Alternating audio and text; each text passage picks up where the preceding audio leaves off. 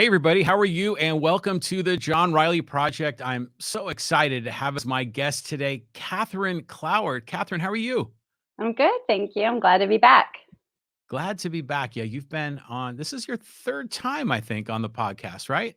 Yes, I like talking with you, John. You have great questions, and it feels free. So I appreciate being interviewed by you, Well, or we, just we always talking with have, you, I should say.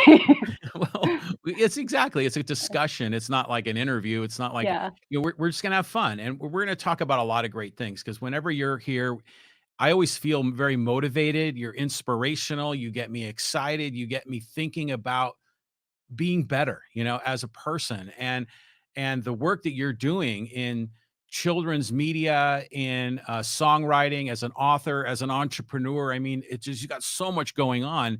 It makes these conversations so wonderful. So thanks again for joining us. Absolutely. Thank you.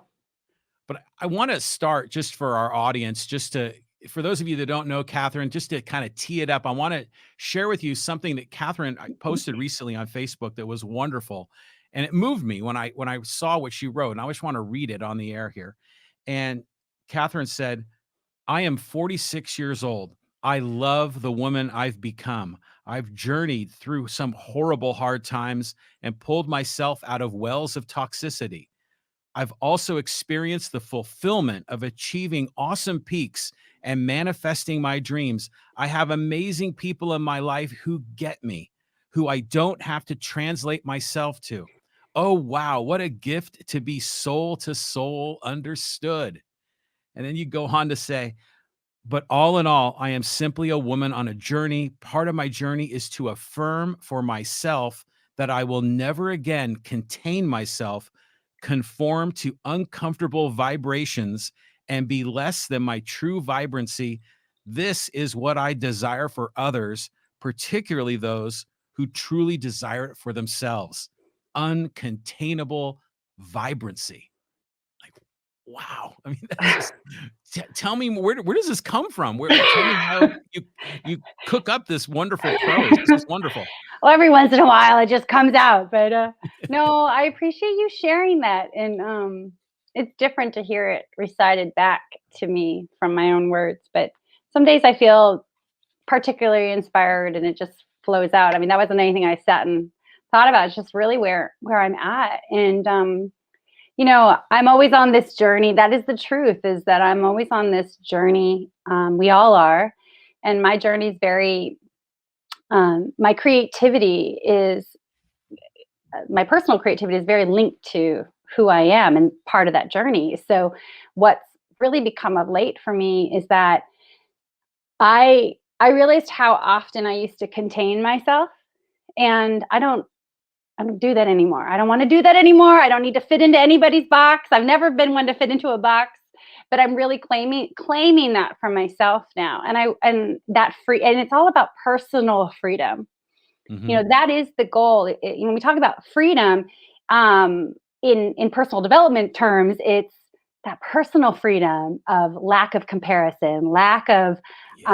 lack of conforming to anything else other than what's authentic and true. So when we are shining our authenticity, our authentic light, the light of who we are, is Mhm. when we're just aligned. I teach children about the colors of the rainbow, which are kind of, in symbolism with the chakras, but truly it's just about, you never see a rainbow that's just one color. It's all the colors lined up. So when we are standing and shining as we are, then we're being exactly who we are meant to be without covering our light up to fit in to others with other people or in other circumstances. You just stand and shine like the Mhm. lighthouse. Yeah. Anne Lamott has this great quote that I've been percolating on lately. Is She said something along the lines of, the lighthouse doesn't go around the ocean looking for boats, to shine upon. The lighthouse just stands there and shines, something like that. And so that's how I feel. Is I feel like that's where I've arrived to. I've come to this kind of edge of my journey and gone, I'm just going to stand here and shine, and I'm going to do what I'm here to do. and I'm not going to dim the switch anymore. I'm just going to shine. And that may inspire and motivate you. And next thing you know, we're going to light up this entire coastline of everyone Right. just shining. And that feels rad to me. I want to do that is inspiring to me. And it's not just adults, it's everybody of all ages, that we can be uncontained with our light, our vibrancy out into the world.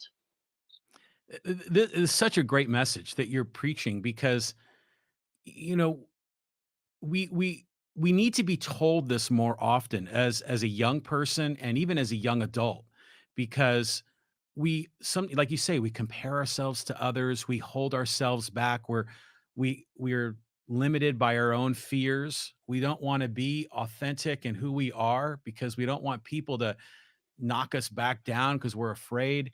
I mean, the messaging you're teaching is so wonderful, but why is it so difficult? Why do people struggle with this, to be that lighthouse and just shine?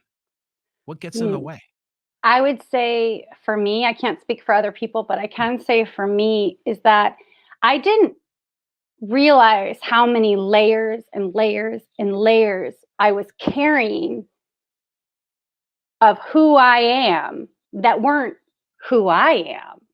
They were the layers of expectations, they were the layers of society's conformity. And so Mhm. I was so used to carrying that around. It was like, I use the analogy of the wool coat in one of my songs, but like it's like you don't even know that you're carrying this kind of heavy these heavy layers of clothing, which for us would be kind of like our energetic layers. And so to the journey, oftentimes we don't know that. We don't realize that we are carrying that around. I think that's the first step of going, who the a wonderful question is, who am I now? Who am I now? Like not just who am I, but just who am I now? Because through life I have experienced different, layers of transformation for myself. I'm completely, I would say, energetically very different than who I was, 7 years ago, 15 years Mhm. ago. But the core of Kathryn has always been there. And what I've discovered through this journey is getting to the core, the light source, right? So the core of who I am. And that's, for me, it's a spiritual journey. And I see spirituality as just as anything of, that we're here on this wonderful planet. And I believe that we all have goodness in us. It's just that we are good. We just happen to perhaps have wounds that are layers. We have other people who were wounded who put upon us their own wounds, right? Of things. And so we have to take off all these layers and go, who am I? And that has been the journey of my creative journey, is this journey of self-discovery. And then as I'm discovering, I share. And so personal development, John, isn't everyone's jam. Not everybody's, there. But I think that people desire for it. When you can get comfortable in the uncomfortable of yourself, because I used to not want to spend time by myself, John. I used to crowd my life with being around a lot of people because I felt like, okay, I'm very active. I'm around a lot of people. I'm fine. And that's the truth of how I look at it. The truth of the matter is I wasn't fine just hanging out with Kathryn. And now Mhm. it's completely the other way around, John, is that I am a total like house, even without COVID, I love being in my own like sanctuary to create. I'm very discerning about who I spend time with because I got comfortable with myself, and I protect the layers of who I am. So I now, because I'm aware of what gets put on us energetically, I make sure that I'm not around people putting their stuff on me. Am I making sense? Hopefully. 100%. I mean, Right. I've gone through a similar evolution and I get it. And it's interesting how, we don't really start figuring that out until we're, you know, in somewhere in the middle age years, right? When we're as a young, when we're really young, we're innocent, right? We don't have all those layers, and we haven't been wounded, and we're pure, and we're free, and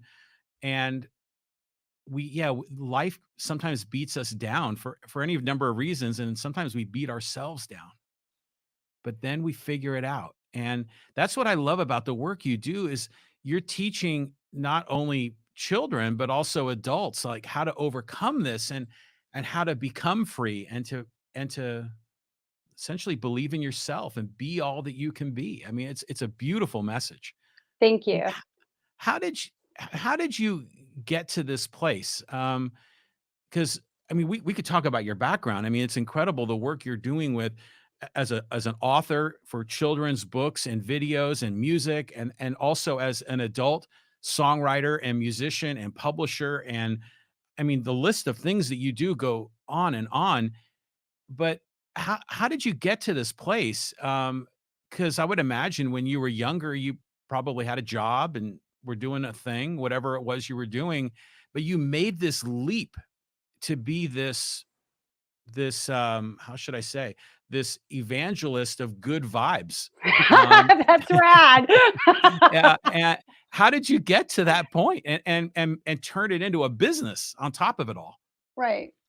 Well, the how did I get here is the um it's been, again, it's been a journey as far as what I choose, how I choose to be in this life um is very you know integrated with what I do, right? And so Mhm, instead of it being like I work for somebody else and I do this thing and then my life is everything outside of that, I have woven together this tapestry of this creativity, but it's taken a long time. And but that happened because I made the discerning choice that I didn't want to be on that treadmill that I had been on for a while. mm, So and not everybody, I'm not a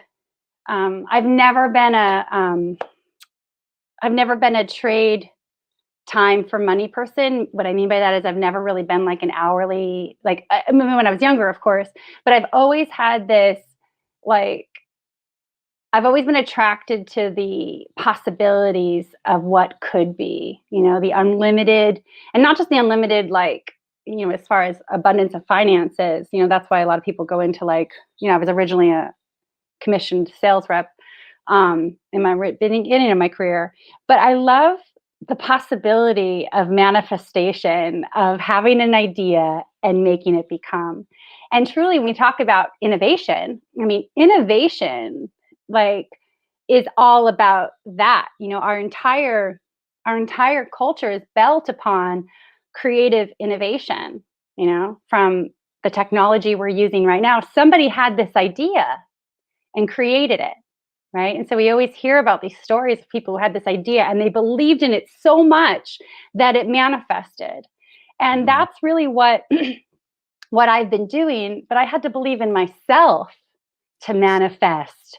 That I had to believe that I had within me the ability to figure out how to write, how to put myself out into the world. And so, as I've been becoming Kathryn without all those layers we just talked about, I'm using this experience I've had in my life of on the business side into figuring it out. But it wasn't like a rocket ship, up to the sky, John. My first company that I started was in food marketing, and um, I was profitable in that company like 7 months in because I had learned that business working for somebody else. The risk had been their finances. Okay. So like I yeah, worked, right, so perfect. which is a very important thing in business is Mhm, when I had 6 years of business experience working for other people, but I was commissioned. So even though I was paid upon my results, I've never been paid for my efforts. I have to create results. So I had to figure out how to close deals, right? And get deal and create customers and all that. But as far as where the money was being invested into the products and whatnot, it wasn't out of my own bank account, John. mhm, So mhm, the risk was ultimately theirs. And I remember during that time, I had a customer who ended up being an associate with mine when I went on. That he used to say to me, Kathryn, it's easy to spend other people's money. It's different when it's your own. And so yes, right. So fast forward into when I started my food marketing company, and I had to build the equity to be able to leverage, right? And so, but I had already gained the experience kind of on somebody else's dime ish. Hmm. So when I came in, when in the recession, we talked about this before, like the recession just kind of was this tumbleweed with all of my clients. And then my company went down, and that was about the time where I just didn't want to be, I wanted to start creating. So I took the leap into what I'm doing now, but it wasn't the same. It was like, everything that I have done has been risk upon myself. I bet on purple. I bet Hmm. on Yeah. Kathryn. So the truth of the matter is oftentimes people are like, we hear these pitches from people who are like, oh my gosh, this is the greatest thing. And I made this amount of money and you can do it too. Sign up for my program, right? Because their program is the pitch. Okay. Right. I'm Right. over here Exactly. going, I've experienced all layers of the industry, of the rocket ship. I've experienced the decline. And so even in this industry, it's a whole different industry. I'm in the media marketing, I'm in the media place on both book publishing and music publishing. And there are some enormous big dogs in this industry. So I've had to learn how to run those businesses while like that well that business while also creating what I'm putting out into the world as the business, right? And so Mm-hmm. it's been, but I've just I bet on my ability to be able to figure it out. And I am figuring it out, and I've been in the book publishing world for technically for 12 years now, 11 years. And it's changed a lot in those years. And I've learned to adapt. Like what I did when I first started Kathryn the Grape is not what I'm doing now, mainly because the industry has changed. And I had to figure out how can I be a player in this and produce a lot of content without having all my money sucked up in inventory. And so I've learned. So Mm-hmm. I share that with you because I want to, a lot of times people before they start something risky, because everything is a risk. If you're getting a guarantee, there's no risk, right? Risk is Mm-hmm. so there's risk and reward. But when people are going, I have this idea and I really want to do it, right?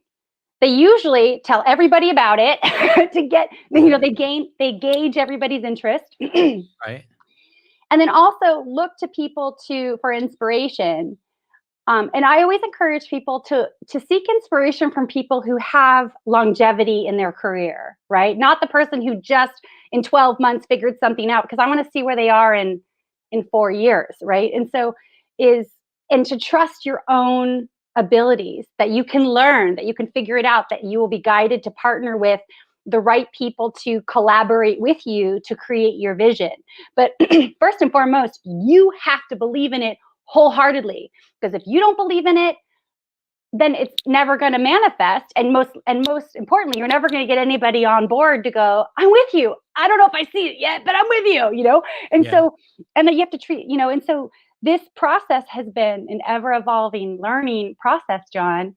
And it's, and I've built my career based off of results. Right. And so, like, because I can prove that I've been able to publish this or write these songs, I'm able to go, okay, now I can do that for other people. But I didn't have that confidence and belief in myself when I started years ago. So you have to just get on the path and start doing. Mm-hmm. You Mm-hmm. have to take action. And sometimes, like, I have a friend who just started a business a few months ago, and and they experienced a little bit of fear when it didn't, it wasn't like open and explode, which is what a lot of people want us to believe happens when you open business. Like you open it up and the people are just going to like flock to you. Like, no, you Right. got to invest in marketing and all this stuff. And so there was a bit of fear about, oh my gosh, what if I risked all this money and it doesn't happen? I said, well, that's true. But if the worst case scenario is you lose all your money, you're not out on the street. This is a side hustle for you. But secondly, I doubt that's going to happen because now you've started the train in motion. And Mm-hmm. now, because you're doing this, it's making you think about these other things. And so all of a sudden, there is momentum.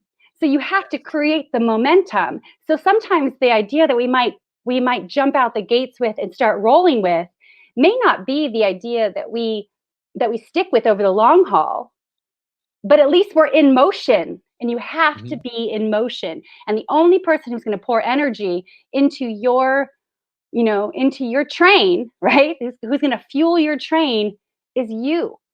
Yes. That's a beautiful message. And a lot of people struggle with that, right? So a lot of people, they're on that treadmill you talked about. They're in that job and that rat race, and they commute 45 minutes one way to get to work, and they're in a grind, and they're making an hourly wage, and they're not happy. And they dream of doing something different, but they don't really believe in themselves. And therefore they can't make that initial leap. But I know, speaking for myself as an entrepreneur, you're right. What you start out doing and what you're doing later, it evolves, and you learn and you grow. And technology changes, and it creates new opportunities, and suddenly you grow, you learn, you become more powerful, and you learn more about yourself. I mean, gosh, this is wonderful. Um, I wish I knew now. How does that say? I wish I knew then what I know now. I wish I had this understanding when I was in my 20s. Right, but You you ever need the feel that? life. No, I don't actually, and I'm gonna tell you why, and I bet you I'm gonna try and change your mind on that. It's because you needed all this life experience to get to where you're even percolating on these questions now differently than you would have then, right? And That's so, true. and Yeah. so instead of like you needed this entire path, I needed this entire path, right? And so, uh, so perhaps sometimes I might go, gosh, I wish I could have learned that lesson quicker and earlier, which perhaps is what you're saying. But Mhm. ultimately, I needed I needed some of those hard lessons, both personally and professionally, to Mm. have the stamina, to have the perseverance, to have the Mm. grit, and to have the confidence in myself to be in a room and say, no, I created that. That I did that. I have been in a room with plenty of people who have tried to take credit for what I've done. And when I was younger, I didn't have the claim it Kathryn that I have now. And I don't even necessarily need to claim it that way. But I've had people who have really tried in the shadows as well as outright in front of me claim what they didn't do.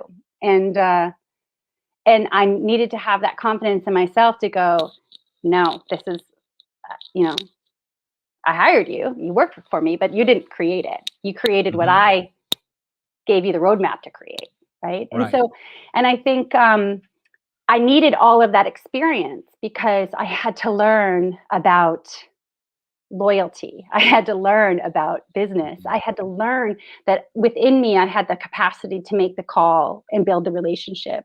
And that's what I want to encourage for everybody is we're all very different, right?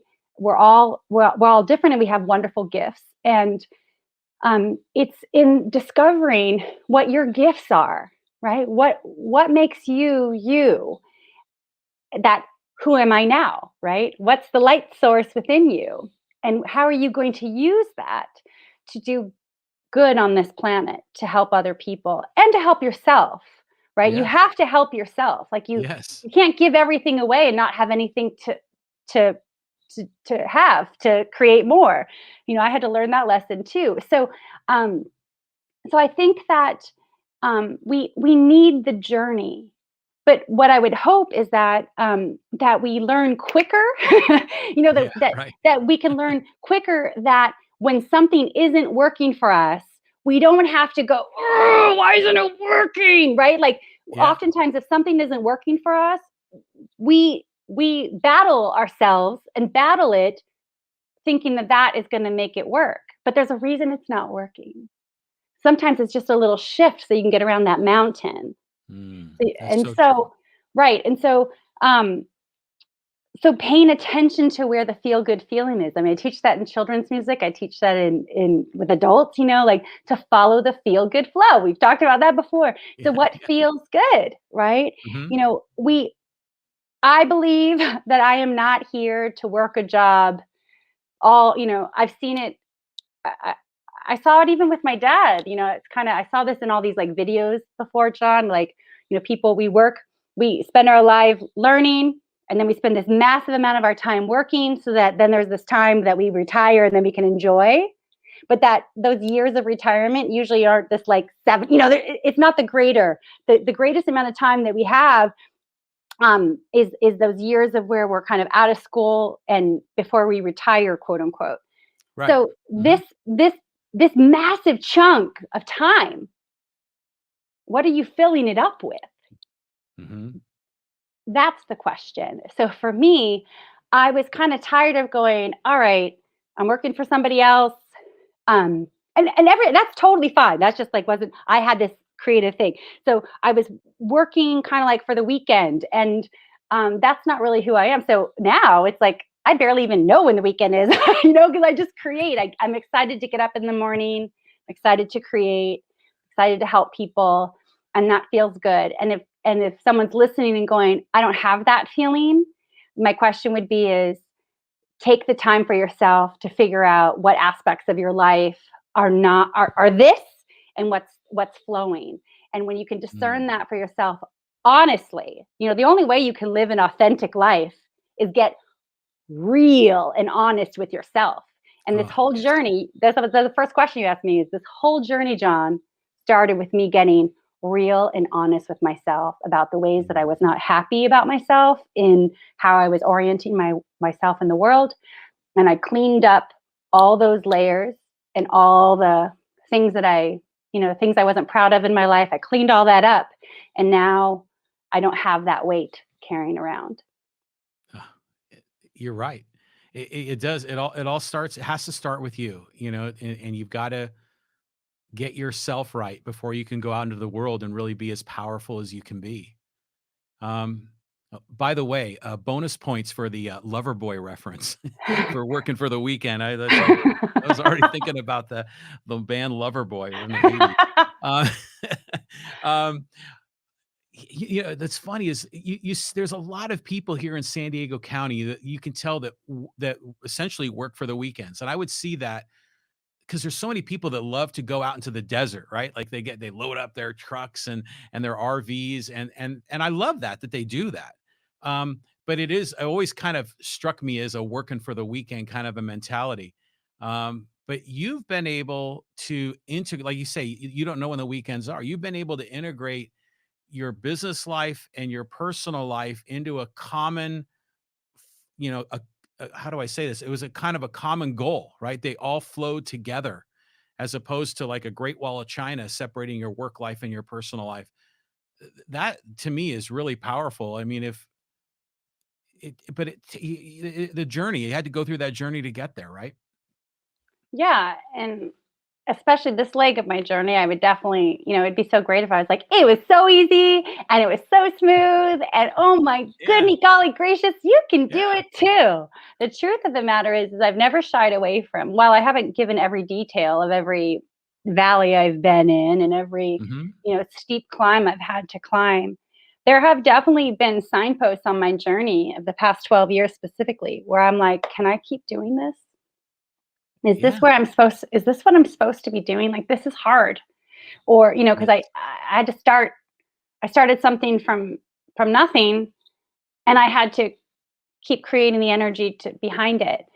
And so I had a number of really important choice point moments. I know I gave a Hmm. TEDx talk like back in, I don't know, 2012, 13. It was called Choice Point Moments. I teach children in my book about choice point moments. I talk to adults about choice point moments because life is all about these choice point moments where we Hmm. say, do we do this or are we going to do this? And there have been times in my journey where there's even some people that I worked with, 23 years ago, some of the people I worked with in my first position, who there were times where I called them up as like, I don't know if I'm going to keep doing this. Like, what do you have for me? That's happened. That's the truth. I have to Hmm. say, one of my original boss who hired me when I was green, her name's Jennifer Collins Piner. I'm good friends with her still. But there was a time where I called her and I was in this place of self-doubt. Like, I don't know if I can do this. And she poured into me the love I needed of somebody who knew who I was and knew what I was capable of. And she gave me that pep talk to get back into the game. Nice. And we all need those people. Oh, yeah. We all need those people, because the moments of self-doubt, the moments of, can I do this? Like, life is hard. There's a lot of external hard stuff happening in my life. And then I got to show up 100% here. And I have those people in my life. Often we know what we need, right? And so I needed somebody to say, Kathryn, that isn't your lesson. Get back in there. You can do this. And I was like, okay, right? And I count on that. And so, but I felt strongly, John, my whole life that there was something else for me to do. And I wasn't doing that before. I wasn't being that before. And my discovery was, what am I going to be proud of? What do I feel fulfilled doing? What makes me feel fulfilled? Now, some people, the working for the weekend and the home life, the family life is what matters. And I totally get that. I'm in, anybody who goes into entrepreneurial world or the creative world, it doesn't just turn off when the workday is done. Like, the creative mind's always going. So that's why I say, like, I don't know when the weekend is, because my mind is always going. Like, my mind's always going. So fortunately, my son's a teenager and he's 14. So he's in that stage of, like, he likes to stay up a little later on the weekends and sleep. So I can get a lot of work done on the weekend. Yeah, you can. But I think that I never shy away from that. It hasn't been easy. But also, once I kind of figured out some things, John, it became easier and easier. And then it became easier and easier and easier. The more that I got out of my way. And so that's what I want to encourage people with is fulfillment. Fulfillment is a feeling that we have. Are you feeling fulfilled in your life? And maybe it's just a little tweak that you need to make that will help fill you up with that fulfillment. And the truth of the matter is I was always this really creative, passionate little girl. I contained a lot of my energy for a long time. And now I have, I'm this grown woman that, does fun. I have no,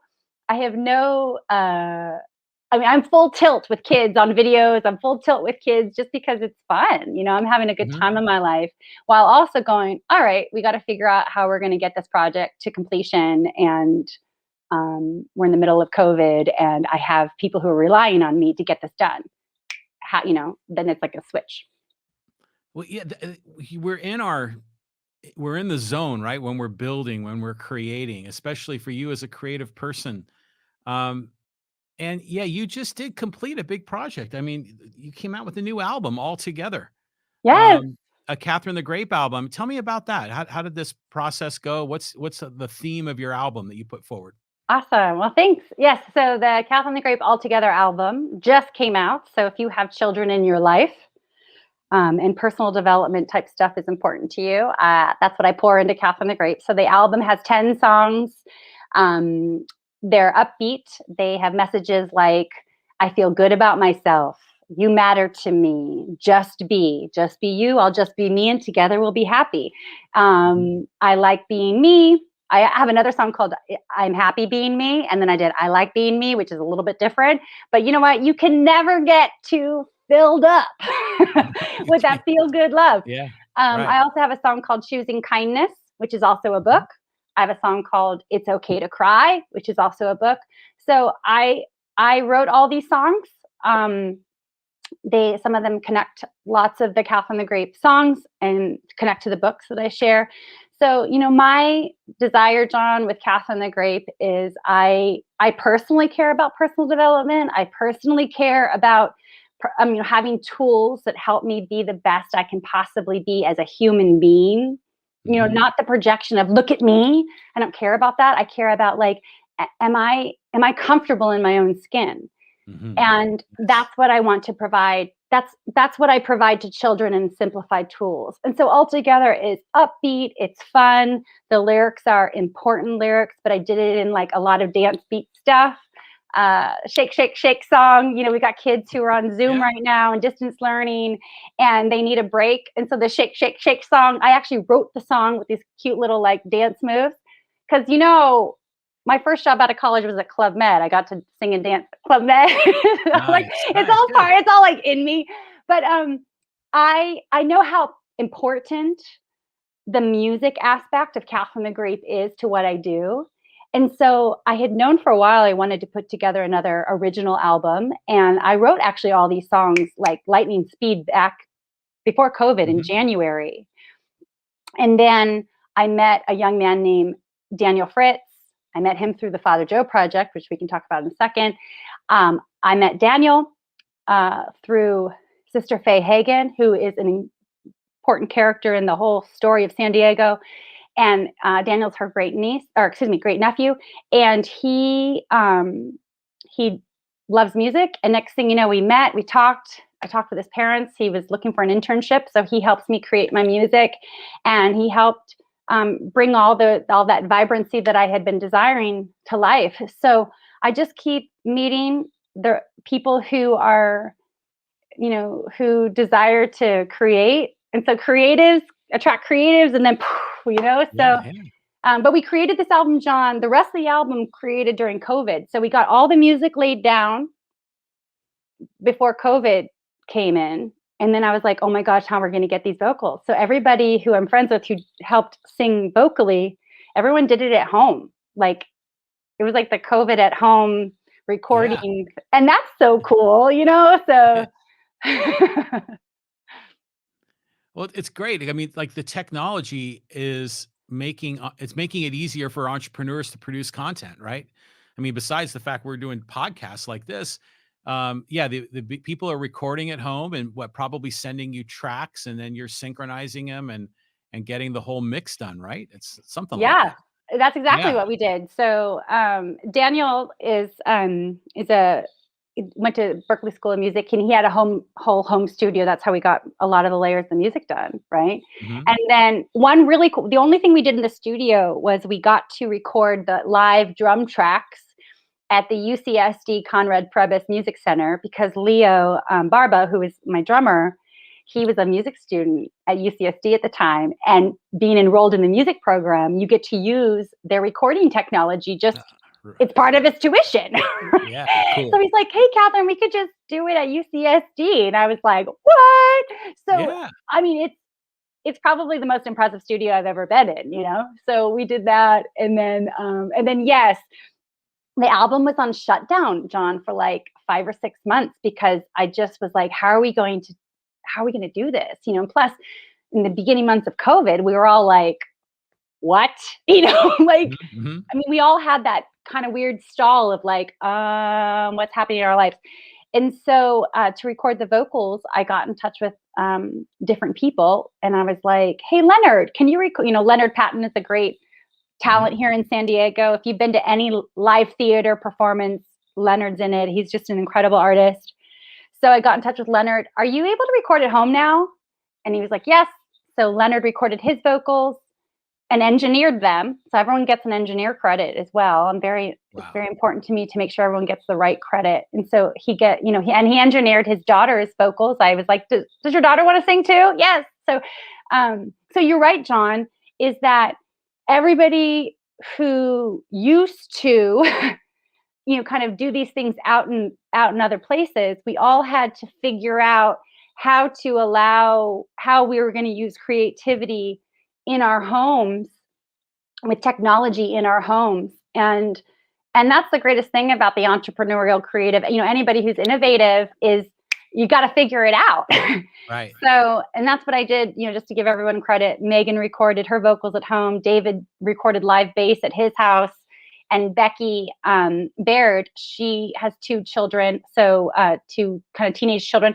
And so, well, not kind of, they are. And so they recorded their vocals in the master closet of their bedroom. And the husband, Daniel, he did all of the engineering, corded into their bathroom. So this was all together, the Yeah, yeah, album for all sure. together. We all worked all together to try and figure this out.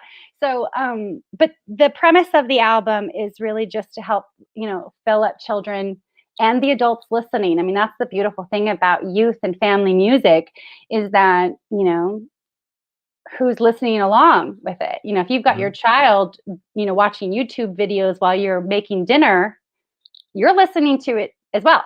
if you're driving in the car listening to youth, family music, you're listening to it as well. So my desire is to share all these messages with children, and they hopefully stream into the awareness of the adults that are caring for children.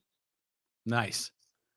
Well, here I have a question for you, more of a technical thing, but how when musicians release albums, it's not like an album from the 1970s, right? Like a vinyl, you know, because it's digital, right? So are you how do you distribute the music? I mean, I would imagine you're selling CDs, but I would imagine people are buying a la carte MP3s of the songs, right?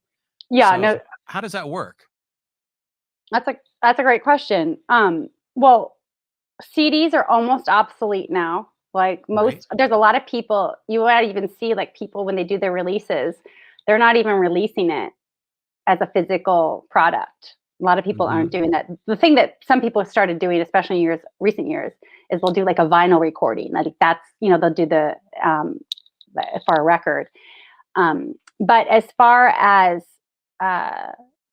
there's, I mean, this is the industry right now, is everything's Mhm. digital. And so there are Right. distributors. And this is why independent music labels and publishing companies are able to exist, because it's not just the monopoly of the big dogs anymore. Right I'm on. able to, we're all able to have access to the wild, wild west platforms of digital and streaming music. And most people, not everybody, but most people are downloading music from the sources like Apple Music and Amazon. And then there's the streaming platforms, Spotify, Apple, iTunes, Amazon. Mhm. And so you work with a distributor. There's a few different distributors, DistroKid, CD Baby, a few different places.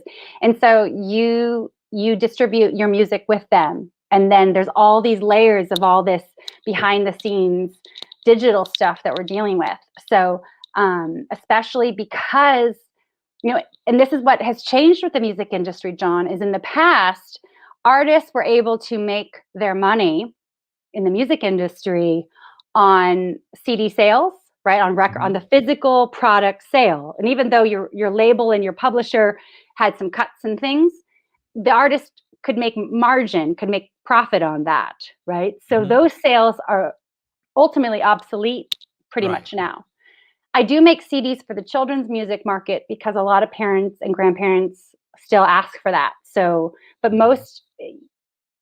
a lot of people don't. They only do digital distribution, and plus there's cost in that, right? So like you have to have a Yeah. product. Yeah. Um, but then as far as uh, and then the other way that artists traditionally, like all the big bands, right? Why did they Mhm. tour so much? Well, because they toured because not just it got people interested in their music, but there's the profit on ticket sales, which as time went on, a lot of that profit went to the organizations that were organizing the tours, right? Right. The So promoters. Right. the promoters. So it wasn't always Mhm. going to the artist, right? That's why Garth Brooks a number of years ago created his own promotion, his own tour company, his own. He was even doing the ticket sales of his own stuff because everybody was taking a cut. The Mhm. music industry, like as a business class, is fascinating on how it has changed and changed and changed. But back to touring, is artists were making money on merch, right? So you sell, a Aerosmith shirt at an Aerosmith concert. Let's say you've got fans there, they're going to buy a T-shirt for $35, Yeah. Yeah. Or and more. so they were making a lot of their money there. So if you've noticed in recent time, John, that a lot of artists, especially during COVID, it's been a big news story that a lot of artists are selling their publishing rights to major publishing companies because because a song is divided by who writes it and who publishes it. So the writers of the music, the writers of the lyrics, and then the publishers. And so, but you have your own publishing rights as the writers. And so when you sell that off, there's money to be made there. But publishing is where you're able to get your songs into movies and TV and whatnot. So what you're experiencing right now with artists is that artists, the space to make money on your art has narrowed. Yeah. And and it's been narrowing. And so it is an interest. That's why there is of uh, a lot of artists and songwriters are really pushing back at some of these digital streaming sites Hmm. where, let's say, Spotify pays you like a hundredth of a penny for a stream, right? Right. But they're making a lot of money, and so Yeah. they're making all their money on advertising and subscriptions, and Hmm. that's not getting funneled back to the artists. And so there's a lot of legislation that we have been fighting. I'm part of the Recording Academy, runs the Grammys. I'm a member, and so we advocate for the rights of songwriters. And so typically, it's always the labels, the publishers who are making a lot of money, and then you think the artist is making the money, but in the trickle down, uh, they're kind of like the last, right? And Yeah. so Right. They and get so what's that's left over. so that's why a lot of people are independent now. Is that if I'm going to get a littler cut, and what are you guaranteeing for me? And if they own your music and it doesn't go anywhere, and then they cut you from their label, they still own that music. You can't do anything with it. I mean, we just saw this with Taylor Swift, right? Taylor Swift, Mm. biggest songwriter in the world. Um, Somebody else owned her music. They own her masters, and she created those. So now after her contract was done, she's getting her creativity out there. So it's an important, like, when you hear, when you're following, when you have a friend or somebody, you like their music, add them, download them, stream them. It is Yeah. not an easy market. And so that's why people are being as artists, we're having to do some things that are different to help the artist, you know, have longevity financially. Yeah. I mean, it's hard. You're right. I've noticed that where the opportunities to make money is narrowing for artists. I mean, there's been no concerts, right, for like the last year, and it's probably. I mean, when are concerts going to come back? I mean, will it even be in 2021 at all? I know. Do you Well, think? Coachella found the people who run Coachella. They canceled it for this year. It would have been happening in the next few weeks. Yeah. So what's happening right now is there's some live music venues that are starting. But as far as like a contained space where people are going to be, where there's live music, you know, I wouldn't say it's Yeah. going to be coming back. It's just a guess, in a way that until like the fall, really, but we're getting closer. I mean, people are getting vaccinated. And I think we're close. But I think overall, the industry has changed. It's been changing, and um, and artists are kind of pushing back to the people who normally had the monopoly. Artists are innovative, artists are scrappy, artists are Yeah. strategic. And so instead of going, hey, it's not as glamorous, like being signed. Like, it used to be like, oh, you want to get signed. Well, when you're signing, John, you're signing away like all your rights. Okay. Yes. Nothing to celebrate, right? Right. And so, and for some, like the big labels out of Nashville, you get signed, they might put a bunch of money behind you, but if you don't take off, they've got, 70 other people behind you that they can see who's going to be their money train. And that's business.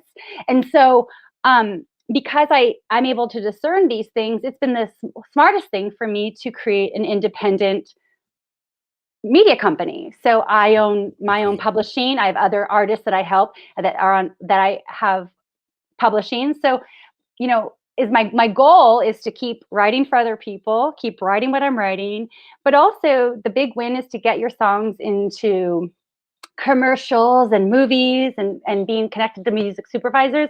And those connections are starting to happen for me. So, but Tom, this has been because the industry, just like what we just talked about, because the music industry has changed so much, it's a constant like, oh, we're doing this now.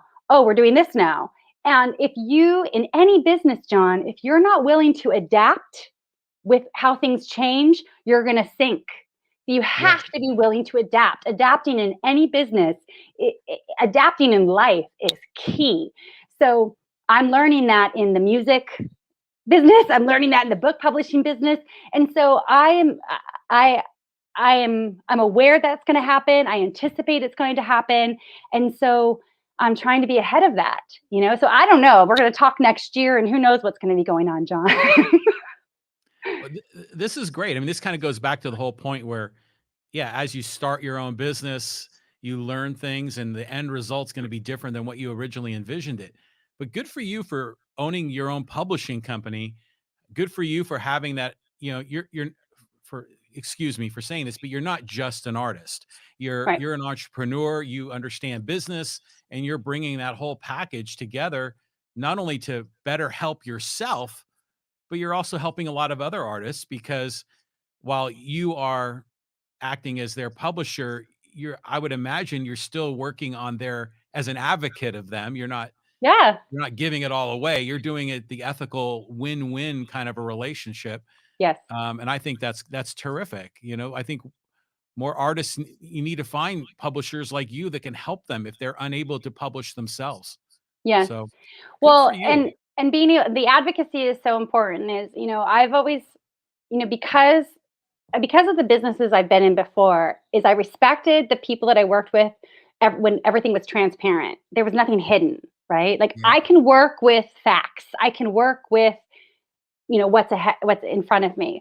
And Mhm. so and I also know and have worked with shady people, and I can tell the Yeah. difference, right? Yeah. Good And for you. so in business, I'm always like, this is what it is, right? Mhm. Here's the contract. Have your lawyer, have every like. There's nothing hidden. It's all right there.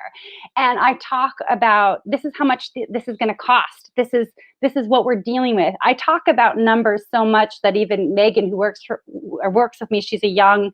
I think what is she? She's about to be 26. I think I might be wrong there, but she's a young artist herself. She works with other people with their artistry.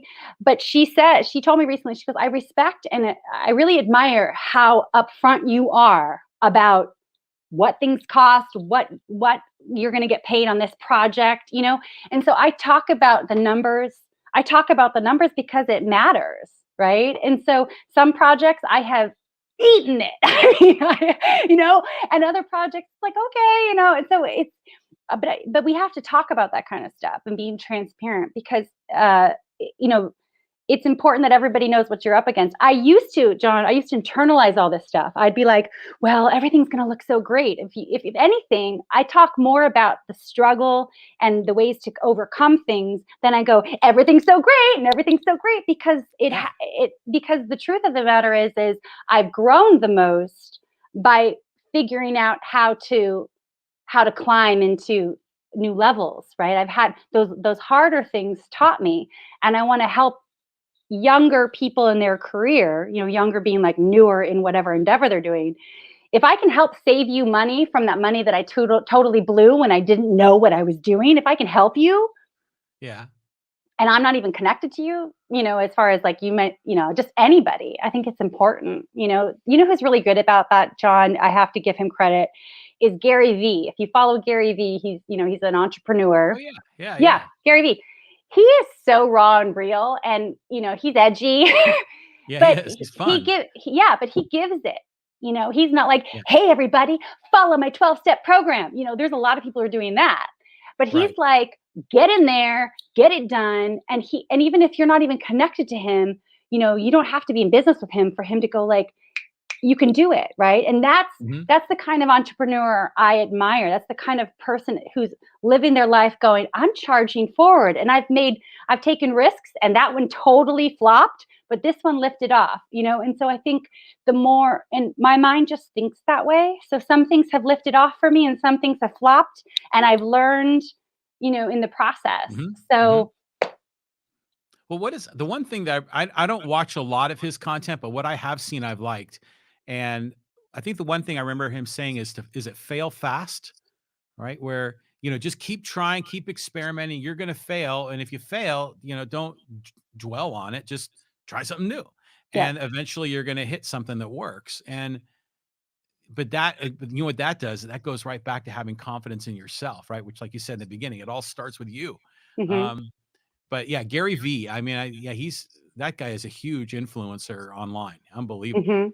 Yeah, Yeah. it's helped a lot of young people, Yeah. lots of, because a lot of he's edgy, so a lot of the young tech students and whatnot, he's really helping a lot of people. And, I think there's a lot of people in that space like Gary Vee. I mean, Tony Robbins hasn't gone anywhere. He's still around. There's all Oh, sorts of different people who are sharing things, and there's plenty of women who are doing the same thing. And mhm. so I think the more that, but even if you think about Tony Robbins and even a lot what you just said about Gary Vee, is that it does come down to the personal development tools. So Yes. you can read every sales, marketing, entrepreneurial book, but if you haven't acquired the tools of perseverance, grit, positive self-talk, right? Because especially when you're starting something new, people are going to be like, "That's stupid. That's a dumb idea." You hear all these things, right? Yeah. Everybody will be on board when it hits. Trust me. But when Yeah. you're still building, people are like, "I don't That'll think never so." work. Yes. So Like you have, Eeyore. yeah, yeah. So you have to have within you the centered lighthouse shining, Yeah. Yeah. of yourself to go, I don't have it all figured out right now, but I'm figuring it out. And Yeah. I'm proud of myself for learning these lessons, and that thing that flopped, that failed, I learned lessons from that, and now I'm not doing that anymore. And that's golden. That's golden for Ah, everybody. well, we're talking about Gary Vee and the things he teaches you. Are there other people you look to for inspiration? I would imagine they probably fall into a couple of categories. Some as an entrepreneur, but also as an artist in the children's space, as a performer. Are there people you look to that kind of light your fire? Yeah, it's a good question. I wouldn't, well, somebody that I've really respected and admired that I've been connected to recently is Rafi. I mean, he's in the children's space for all these years. And I Hmm. really respect how he lives his life. How he is focused on children. He's not his focus is on, I think his organization is called Honoring Children, or I can't remember what it's called at the moment.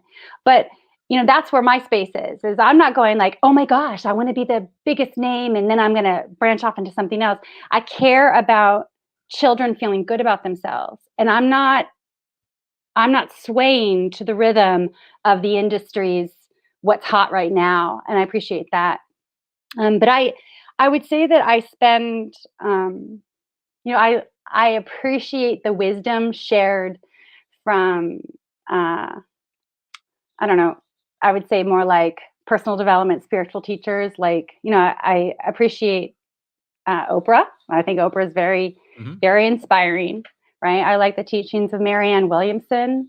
I think she's a woman who has been able to blend and share articulately in the world about how our choices and our create our actions, and coming from that authentic, loving place. Hmm. Um, and I love the teachings of Wayne Dyer. He's no longer with us, but he was a great Hmm.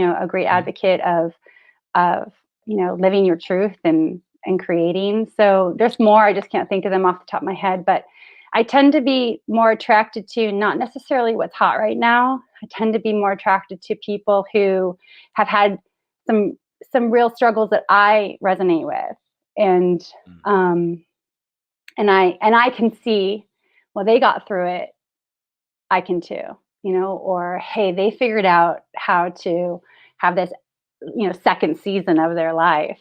And Hmm. and truly, I mean, that's kind of what I'm experiencing. Is I kind of had this first season of my professional life, John, and this is the second season of my professional life. And as you said, I'm 46, so who knows? There, You know, I I'm I think I committed a mortal sin by giving away a woman's age. So I'm no, sorry I about have no, no. I take it. I shine it, because I'll tell you this is, um, I didn't have to put my age on that post, right? That was actually that. a claim it for me, because, and this is why is I, you know, I ventured into the music industry, John, I used to say 40, it was actually 41. I turned 41 and then I put out my first album, right? Yeah. And then I'm turning 47 in 2 months and I'll have put out 7 albums of my own plus one Mhm. that I wrote for somebody else. That's a lot of creative energy, right? Have I had a hit song yet? No. Am I going to keep trying? Yes. you know? And so I'm just like getting started. I'm figuring it out. And I had this really inspiring conversation with somebody last January when I was writing the All Together album. I had a really inspiring conversation with somebody who is a hit song writer.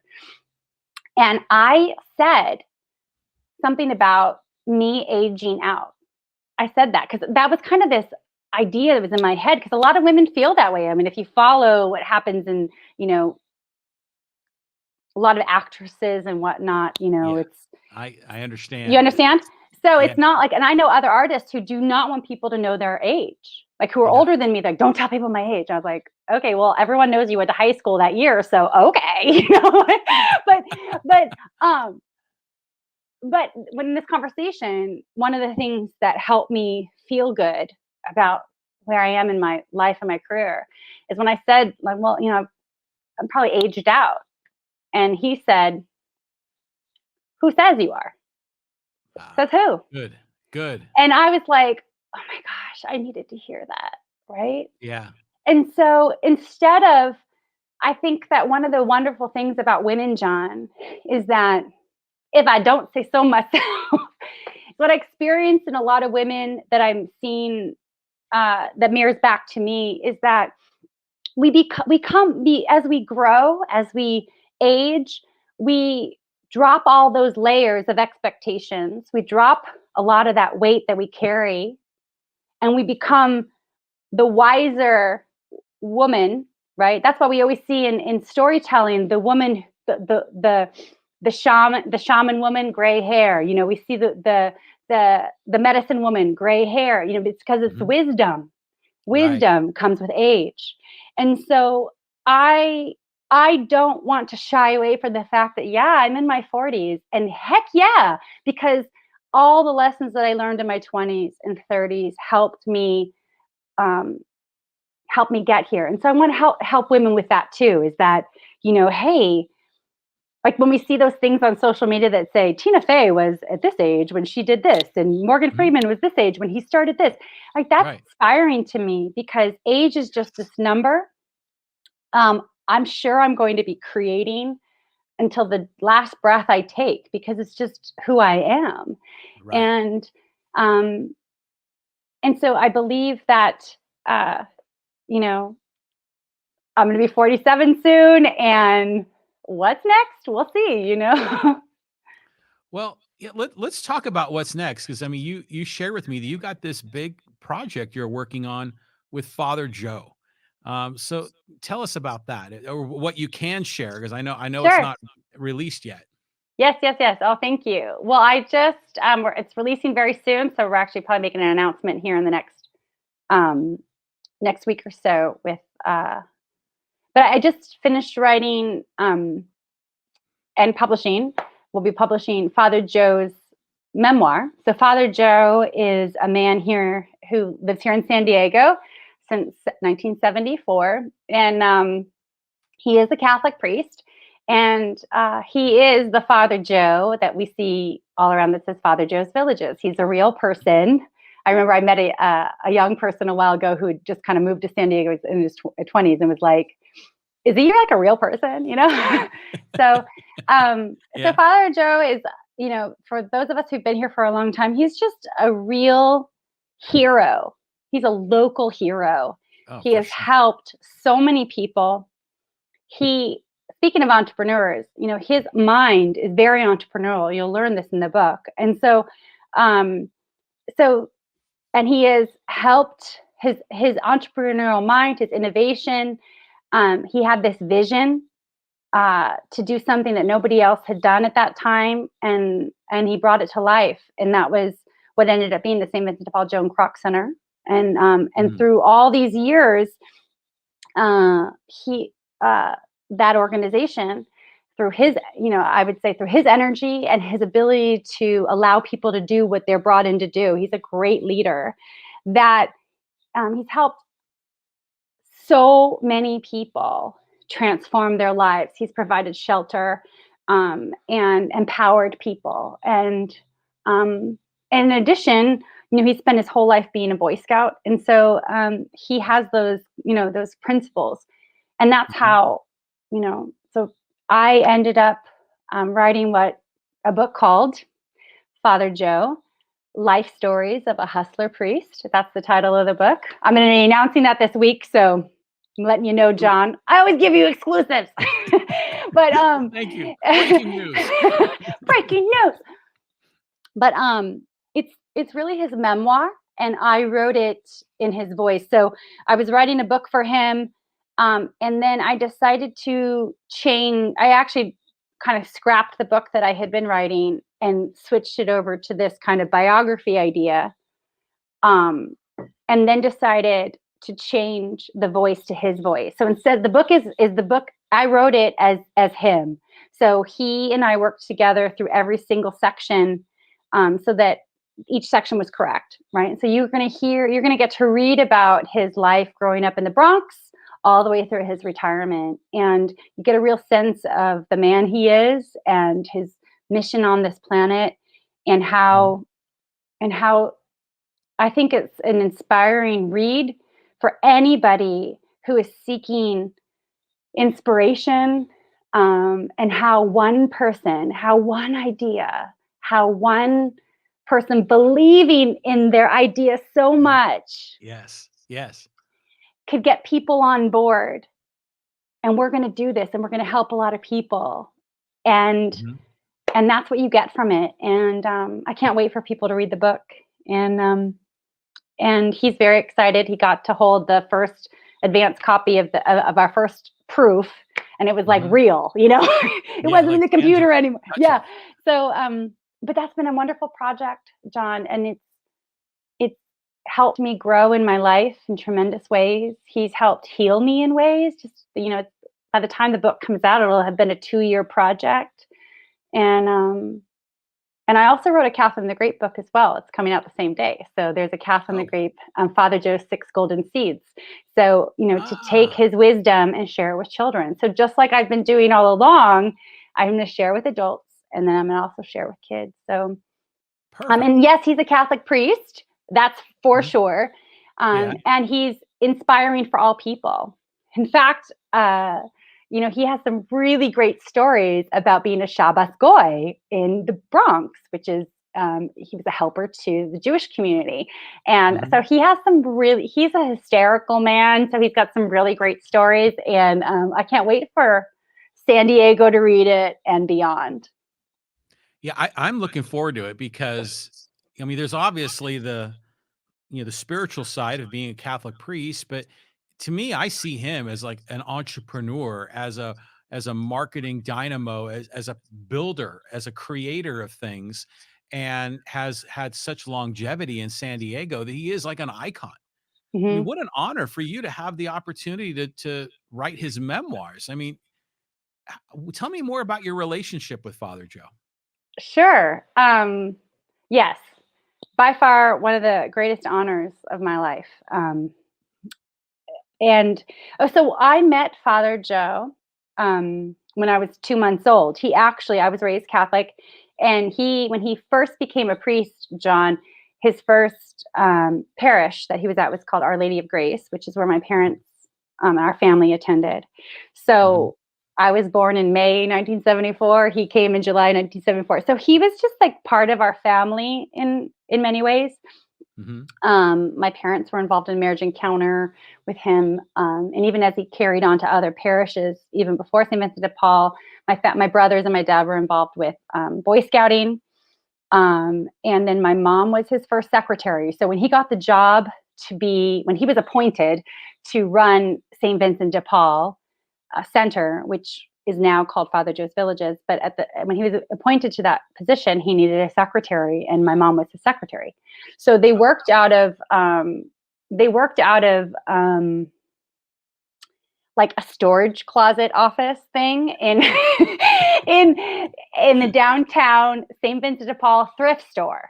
Okay, so all that they owned at that time was this thrift store, which was really a warehouse thrift store. And then there was this, a few blocks away was this empty parking lot that he was assigned to build a shelter on. So he started out, that's how he started. And so he needed somebody to help him. So my mom was his first secretary. And John, you'll be shocked at how this all comes full circle, because Kathryn the Grape ties in there. So I'm just going to tell you real quick is my mom on her lunch hour, she'd shop at the thrift store for It's right there. our family, right? Yeah. And this was just so you know, John, this is before like thrift store shopping was cool. Okay. So like my mom would come home with like bags of clothes for me and be like, look what I found for you at the thrift store. And I was like 10 or 11 at the time. And I was like, really, but she had some good finds. And one of the finds that she had, John, at the St. Vincent de Paul thrift store was this purple like tracksuit. Okay. This like what I'm wearing right now, like a purple zip up tracksuit, 2-color purple and pants, right? It was my favorite outfit. I even wore it to like the arms were all the way like crop sleeve, So I wore this outfit so much, and I wore purple so much that when I was 11, my softball coach gave me the nickname Kathryn the Grape.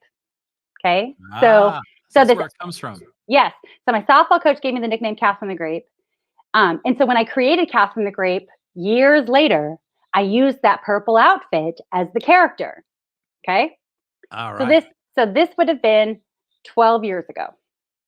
So as my parents were always donors to St. Vincent de Paul and Father Joe's work, just because, that was that. And then let's fast forward. And a few years ago, my dad died, and Father Joe came and spoke at his funeral. My dad was very involved in Boy Scouting with him, and they took a lot of trips together, or a few trips together, I should say. And I remember people like, how do you guys know Father Joe? Like, why is he here? How do you know him that he shows up for us? Something like this, Yeah. So he said all these wonderful things about my dad, just such a great man. And then about a year later, my mom, she's a widow, and I was spending a lot of time with my mom, and she asked me to go to a fundraiser at Father Joe's Villages with her. So I went.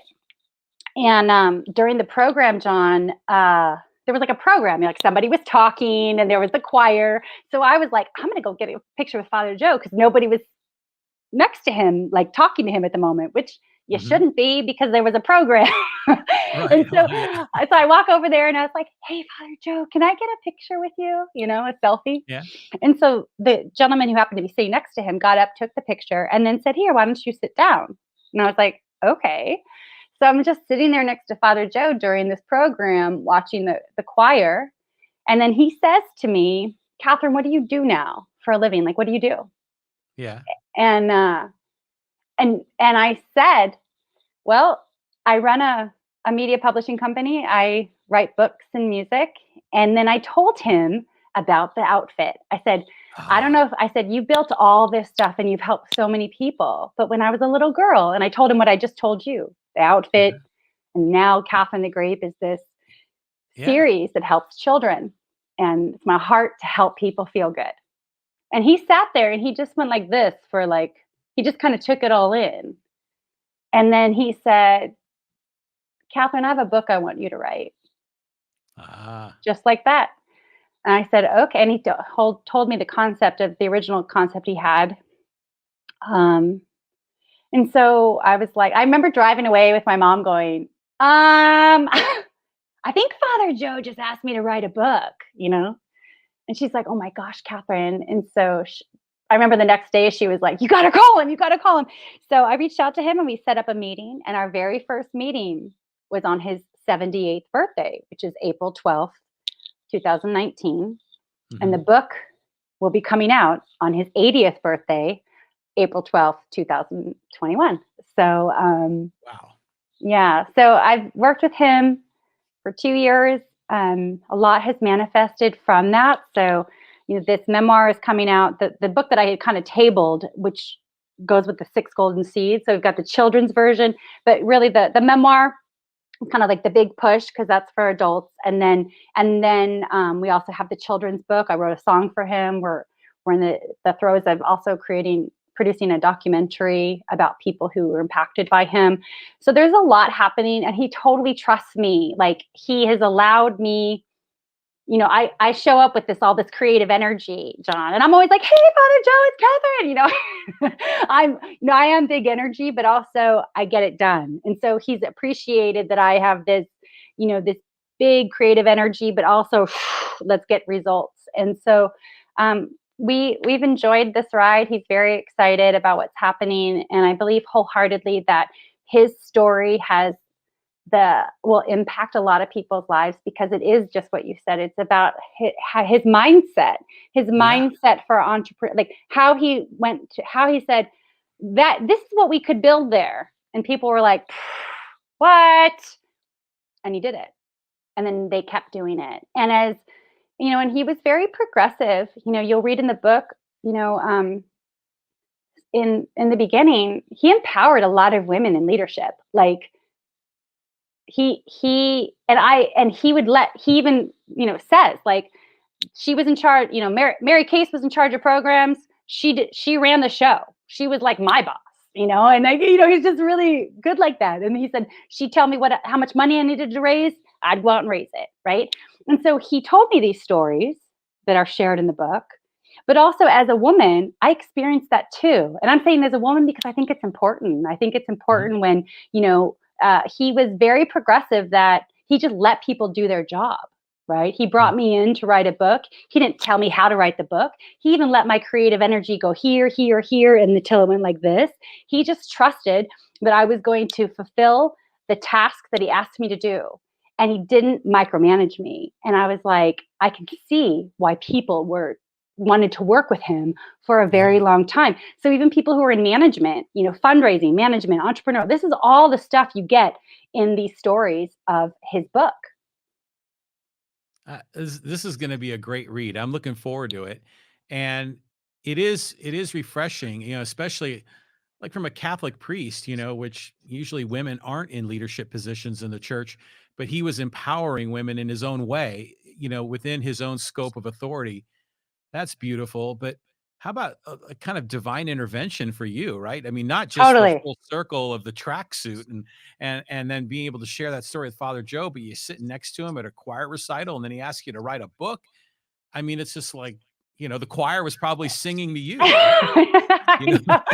I know. No, honestly, I'm going to share this. It's all in the power of yes, right? Mhm, Is yes, I went to that fundraiser with my mom, right? But mhm. it was inside of me that was like, I'm going to go over and ask him for this book. When he asked me the question, I didn't go, oh, I just perform. I sometimes I kind of like narrow down what I do, but I just Yeah, straight out said, I run yeah, a publishing company and this is what I do. And so, yes, there was a divine synchronicity for all of these pieces. I mean, I couldn't make up this story, John. I yeah. couldn't tell It's you, amazing. yeah, all these years, the thread of this story is so spectacular. I literally am like, how did this happen? But it's what's meant to be. And so I believe wholeheartedly in synchronicity. I believe wholeheartedly that there's all these different moments that are all meant to Mhm, happen in our lives. mhm. And so we have to pay attention to the moments. We pay attention to the feeling. So I could have said, "Oh, I shouldn't go over there, little old Catherine, to ask for a picture." I was like, "I'm gonna go get a picture," like, Right, and yeah, and so yeah, and because he's known my family, then of course I'm not a stranger to him. And honestly, John, he'll even tell you that he likes that I've known him since he was a priest, right? Like, I've mhm. known him ever since he came to, I mean, technically I've known him, I was 2 months old, but he likes that because he could see that as I'm a storyteller. If somebody else were to Yeah, write this book, John, they wouldn't, they might, they, it wouldn't have turned out this way. I am a storyteller. I gleaned out the stories that I felt that were, I mean, he has stories for everything. He's an incredible storyteller. But also I was kind of like, weaving together a tapestry of his life. And I had no agenda, right? I don't have an agenda. There's no agenda for me to shape his story a certain way. I was just tasked to tell his story.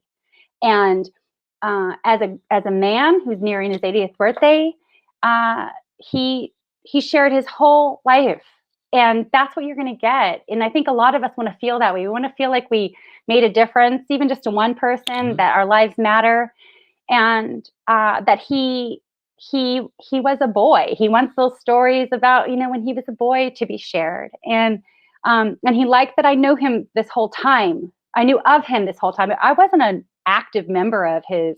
He was larger than life, John. I mean, Oh yeah, he's a big he dude, was, big time guy.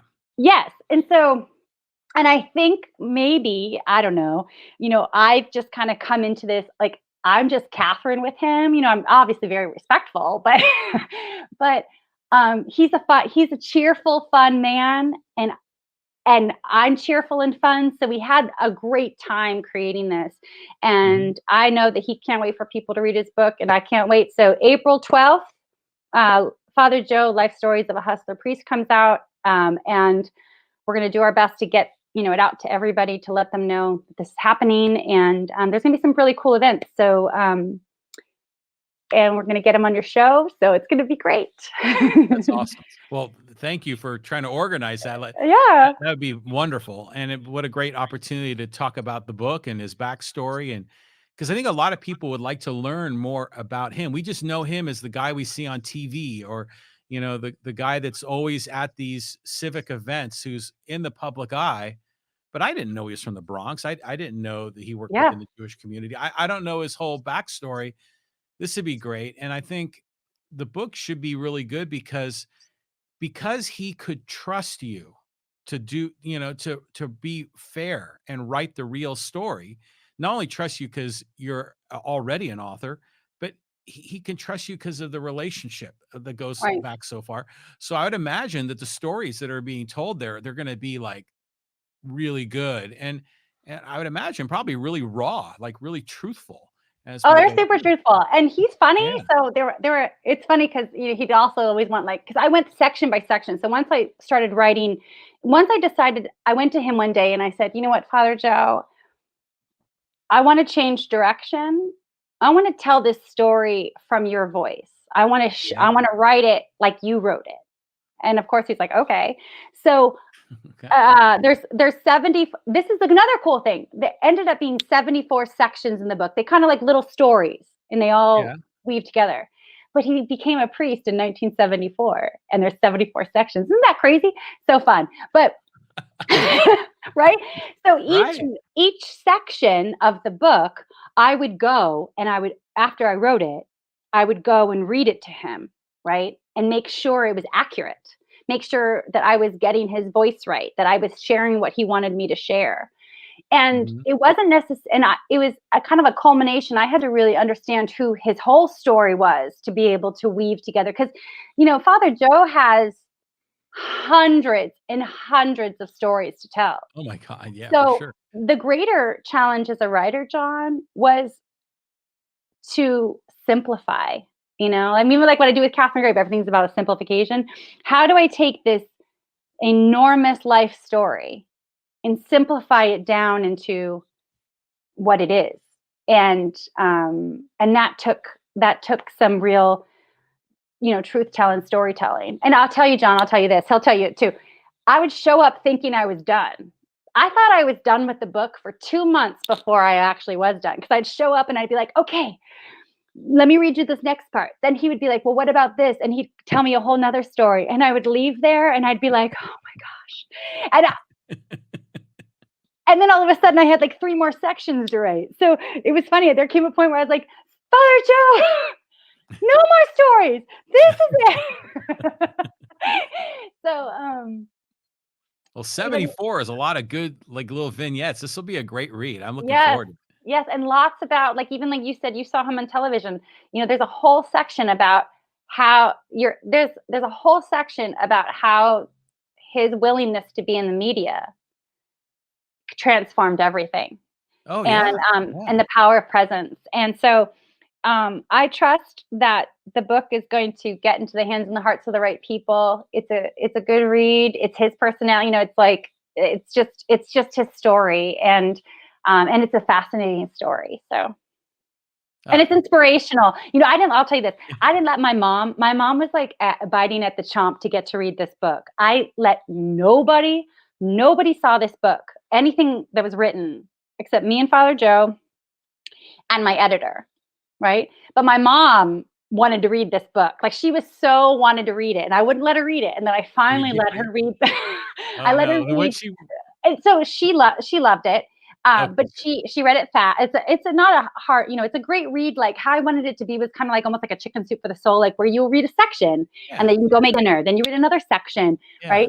And so mom felt she said, Kathryn is very inspirational. And I was like, yes, because he Yay. is he is inspirational. And Well, your mom knows Father Joe, so she would mhm. be probably the best, person to let read it, right? Yes, absolutely. Yeah. Yeah, absolutely. So you know, I'm really proud of this project. Um, Yeah, you should be. he had some health stuff happening over the summer, so there was a real urgency to get this project done and Mhm. at the time.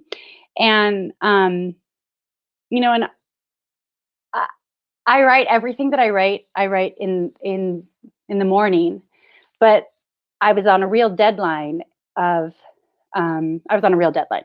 And Yeah, so I was meeting with him every Wednesday and Sunday. But John, there were some days where I literally I don't wake up to an alarm ever, but during this process where I was like, oh my gosh, I have to get these 3 sections done before my meeting with him.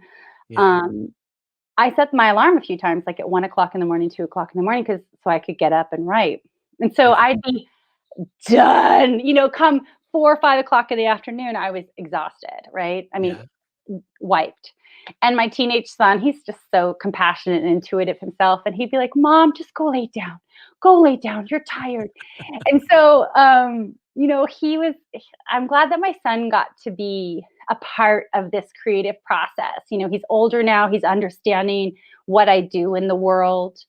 And so one day I said, I want you to come with me to meet Father Joe. Like this was during COVID. So I was like, I want you Mhm, to come. You'll sit in the other room.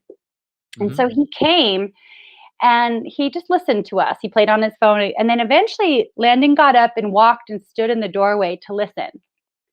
And then Father Joe, of course, engaged him in a conversation and they laughed and all this stuff. And so, and Father Joe just made him feel like everything he said was important. I think that's what you always know when you're talking with a real amazing human being because they make everybody else feel like what they have to say is the most important thing. So sure Yeah. enough, when we drove away, now all of a sudden my son had real questions for me about this project. And Mm. that felt good to me.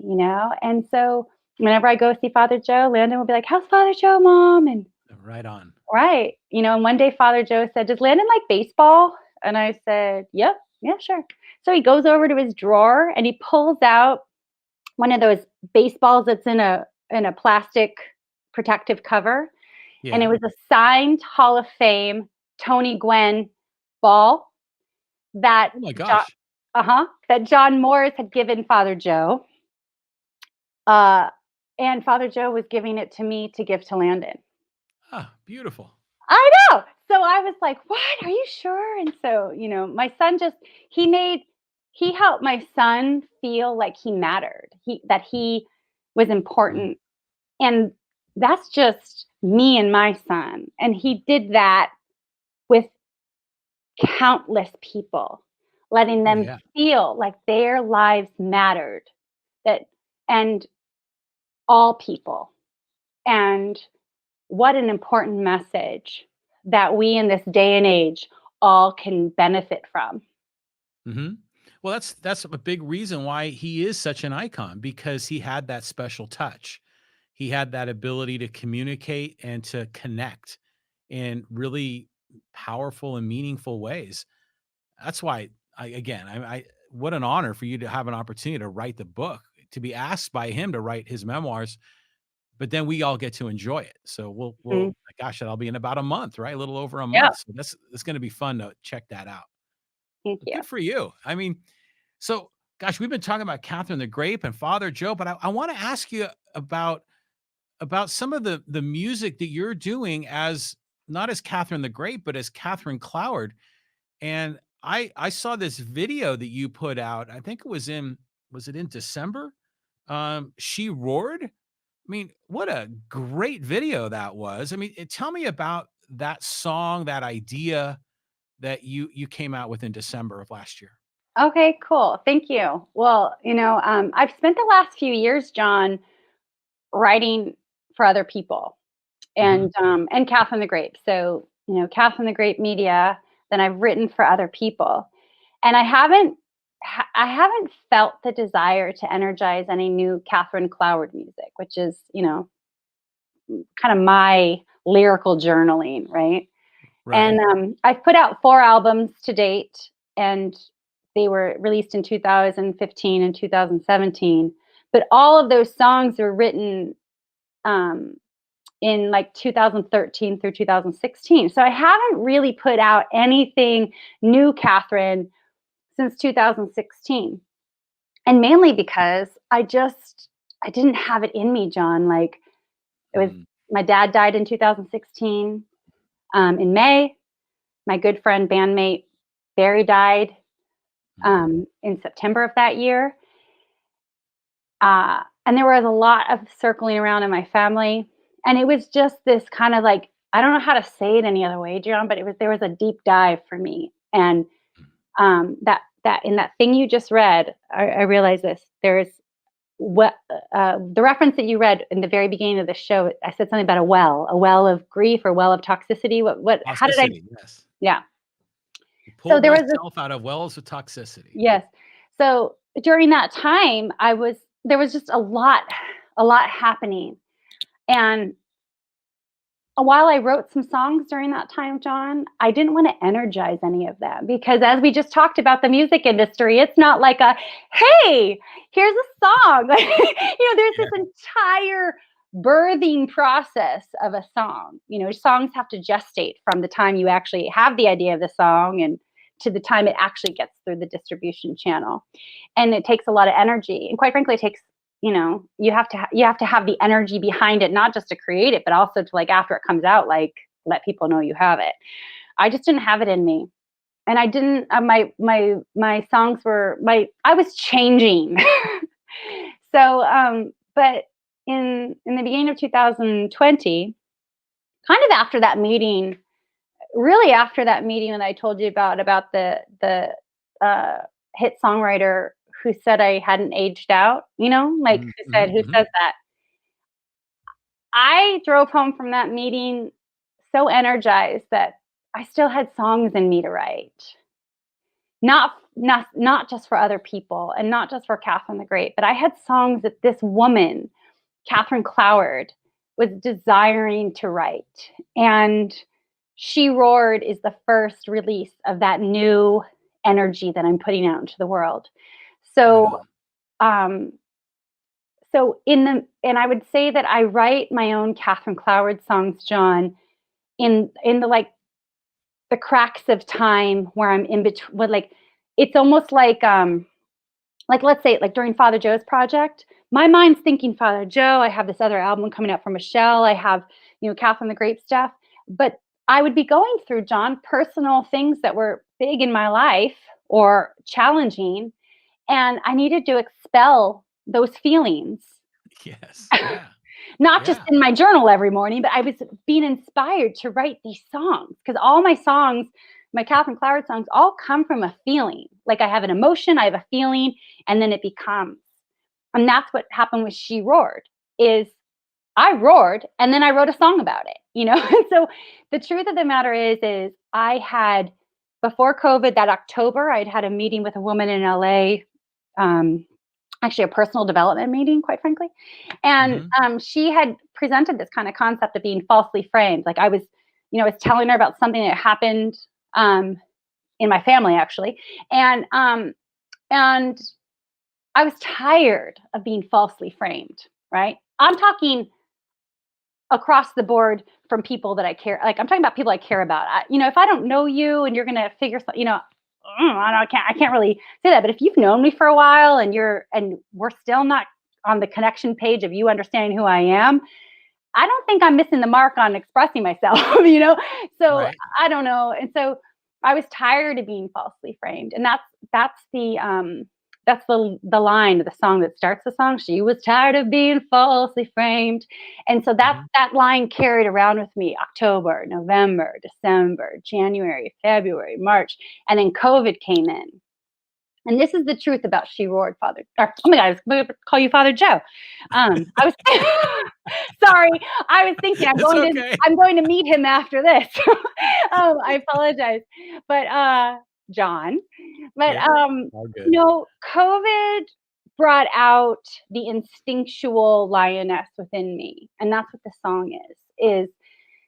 Um, the thing about a lioness, which I bring out in this She Roared, she protects her family, her pride, Mhm. is, a lioness doesn't go around seeking drama, right? A lioness, like her job is to protect and provide, protect Right. and provide. And I identify with that, right? I'm a mom. And so when Mhm. COVID came into our lives, my primal mom instinct was let's protect what matters to me, Yeah. which is my son.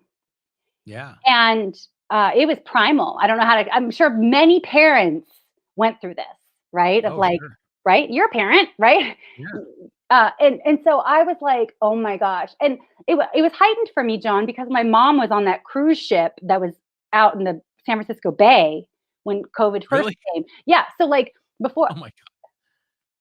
actually, I'm looking at the date, it's March 7th. I put my son and I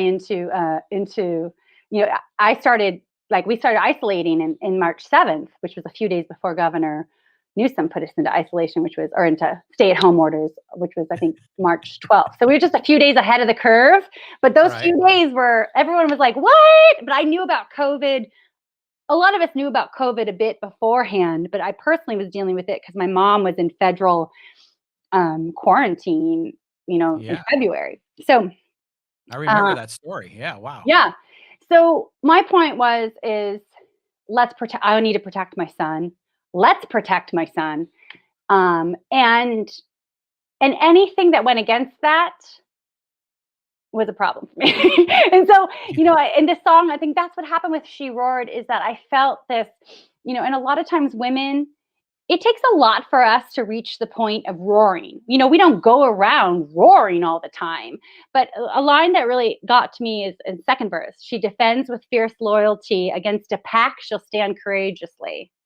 And she'll Mm. only rear up to fight, like the lioness rearing up. She'll only rear up to fight when provoked and when things aren't right. And that's so powerful to me because, Mm. I think a lot of times when a woman reaches her roar, right? If it's a roar of a protection or just like, "Ugh," anytime we might expel an emotion that isn't the nice, keep it nice. We're supposed to be nice, be Right, right. ladylike, right? But we're allowed to roar. And this was Yeah. I'm allowed to roar.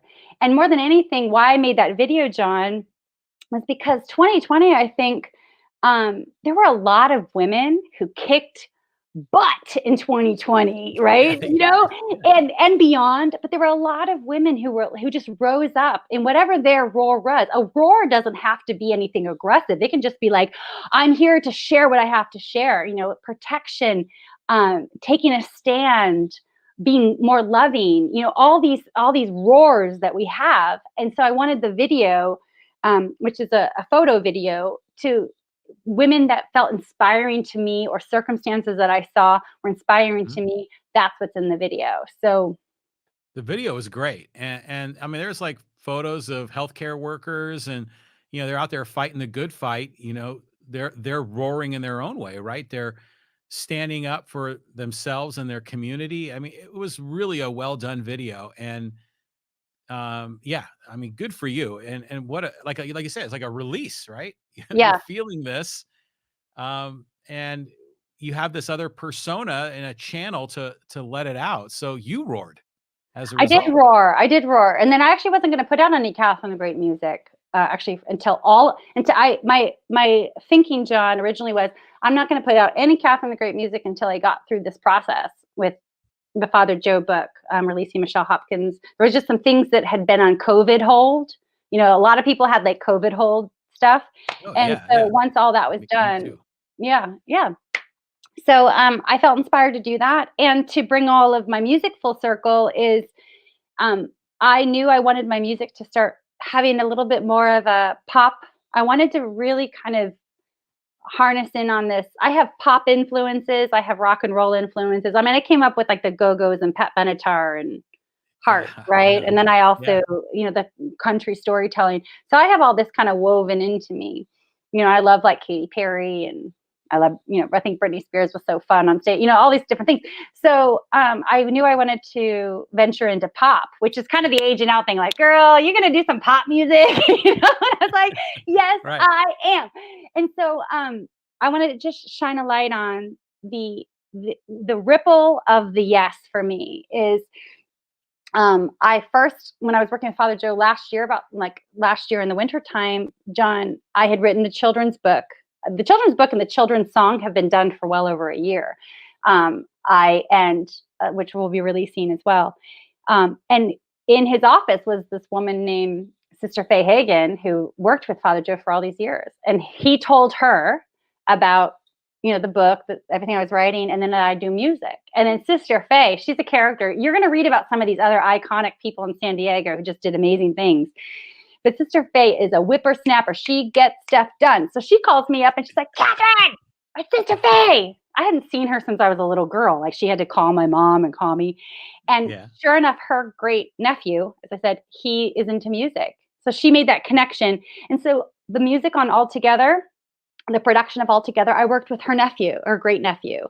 She Roared was the first Kathryn Cloward song that he helped me with.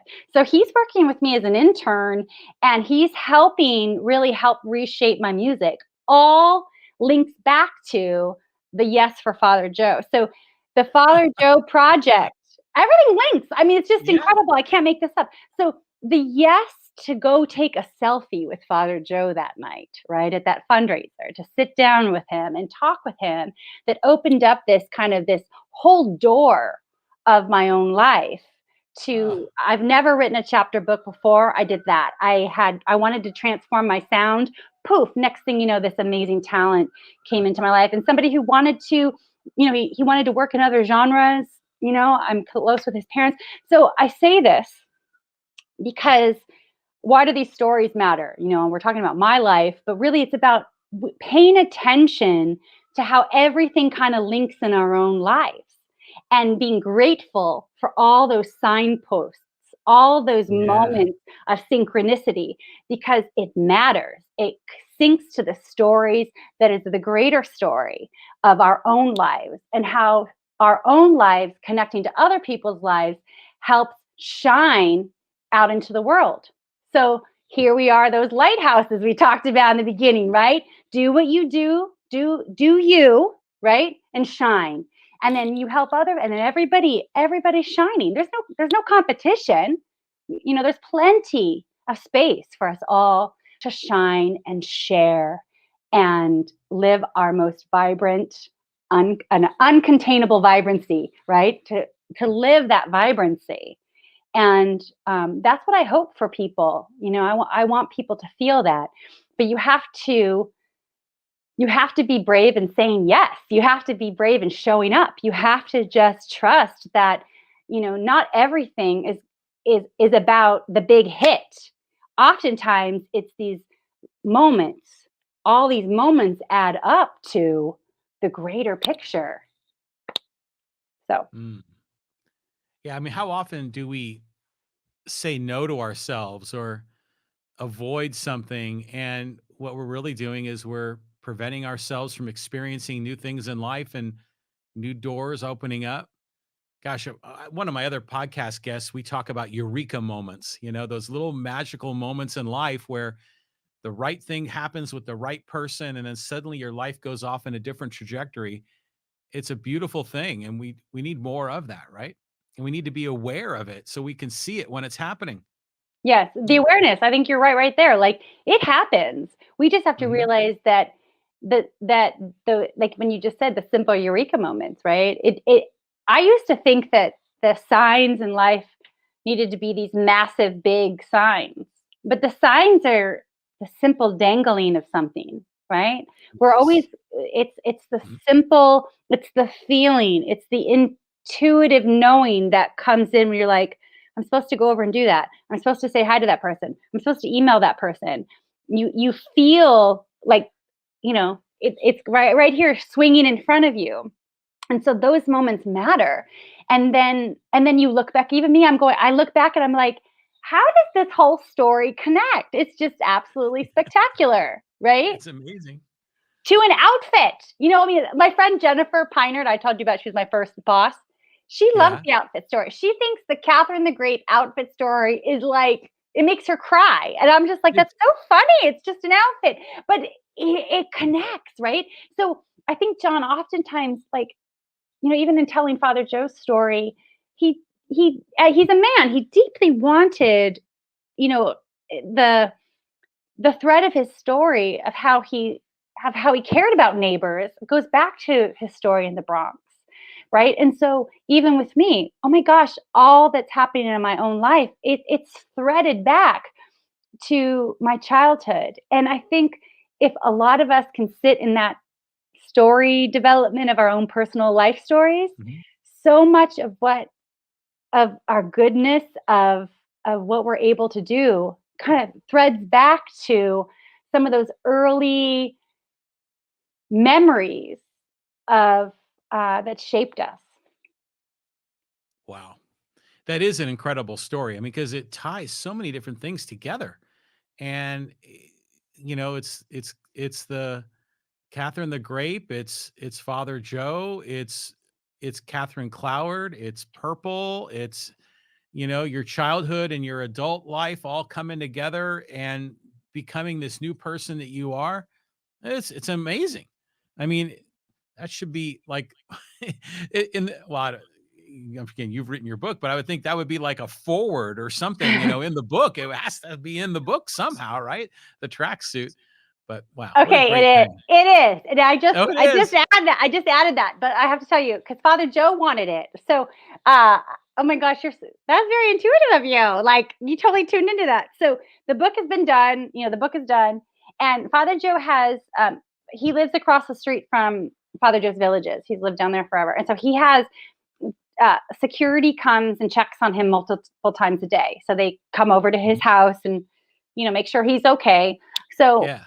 every meeting I have with him, especially on our Sunday meetings in the afternoon, the security always, comes over. So they've been present for the progress of this project, right? And so a few weeks ago, Father Joe pulls out my children's book that I wrote for him. The children's book's been done, as I said, for a while. So he pulls it out and says, well, look at this. And he's telling them about, how I knew him forever. And he's like, Kathryn, you got to talk about this book in the book. You got to put this in there. You got to let people know how you know me. And I was like, okay, because I didn't know Yeah. how to.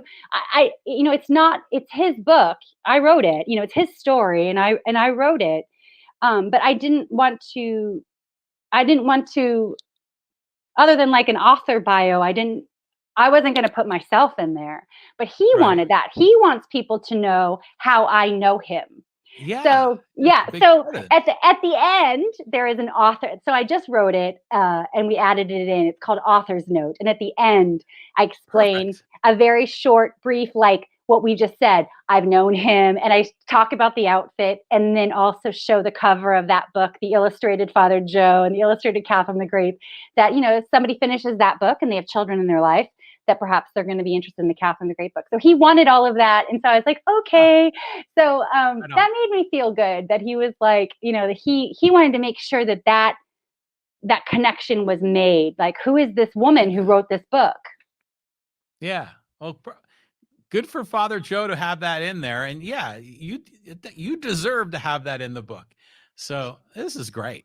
We're looking forward to And I that want to book say, coming out. like, that is something that I recognized with him, is that Father Joe, and I recognize this, his that he is, you know, we did our best to put as many names in the book as possible, but then also I was like, maybe it's his story, but he made sure, like, he always made sure to, like, who was kind of who was responsible for this. Like he was good about making sure that if there was a program that was started that was part of the story that he was telling, that they got credit. And I got to again experience that too. Like he wanted to make sure that people know that I wrote the book. And I don't know, that felt really like felt important to me because I worked really hard on it.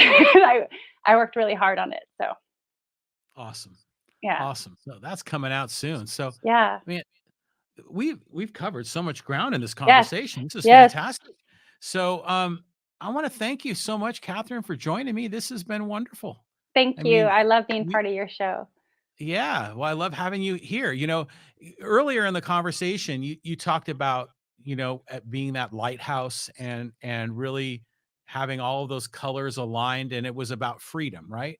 And personal freedom, and freedom means a lot of different things to different people. But this podcast, I try to have my higher, what's the word? The higher purpose is to celebrate, life, liberty, and the pursuit of happiness. And, there's a political angle to that, but there's really a serious self-improvement part to this. And it's about living your life and shining. And then, and having the freedom to do what you want to do and ultimately to pursue your happiness. This all fits. Everything that you're doing, what we're doing in this podcast, it's all aligned. And that's why I love having you. And that's why I think we kind of get each other. Yeah. Yeah. No, I appreciate that. I get you, and I appreciate that you create this platform. So you, your pursuit is also helping people have a platform to share and to feel Yeah. comfortable that, that I want to come back, that I like having conversation with you. And so I'm grateful to you. And, I think that there's plenty of times in my life that I have flopped, but Yeah. I Yeah. Me feel too. I feel fulfilled, um and I think that's what I can go to bed at night, and I've run pretty hard during the day, and I can't wait to get up in the morning, and I want that for I want people to have that feeling of fulfillment, and I know when my dad was passing, um, he was admitted into the hospital, and he was aware. He was aware that he wasn't going to be leaving the hospital, and that came over him a few days into it. And I spent a lot of time with my dad. I slept over with my dad most of those nights. My mom did too. I think I did 5, um, and or actually she did 3 and I did 5 because we had a few nights together.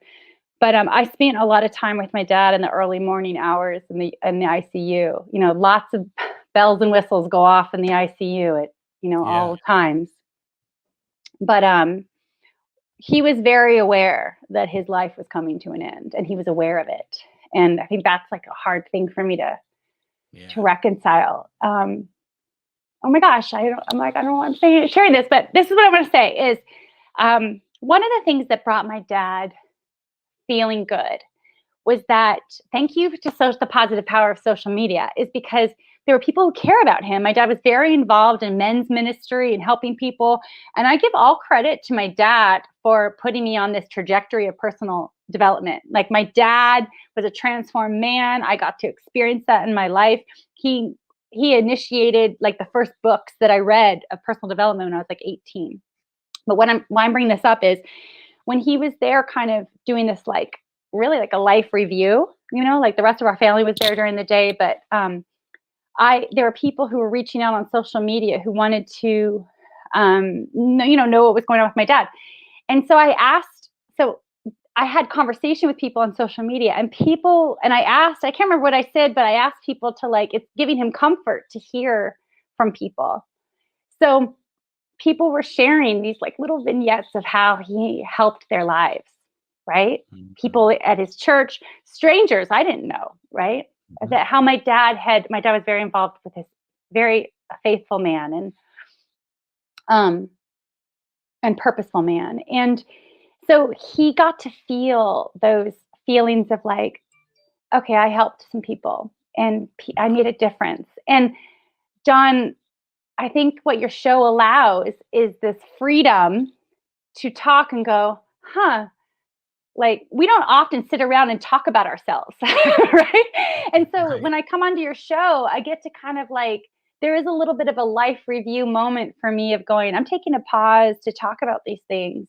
And what I think I would like a seeds of love that we can share for each other is to let people know in our healthiest state how they are helping our lives, right? To share Yeah. with each other Mhm. those moments so that we can have those moments of fulfillment and knowing, and to be, to share the light with other people so that we can help them shine and help other people shine. Because sometimes all we just need to know is going, you said those two words to me and they encouraged me.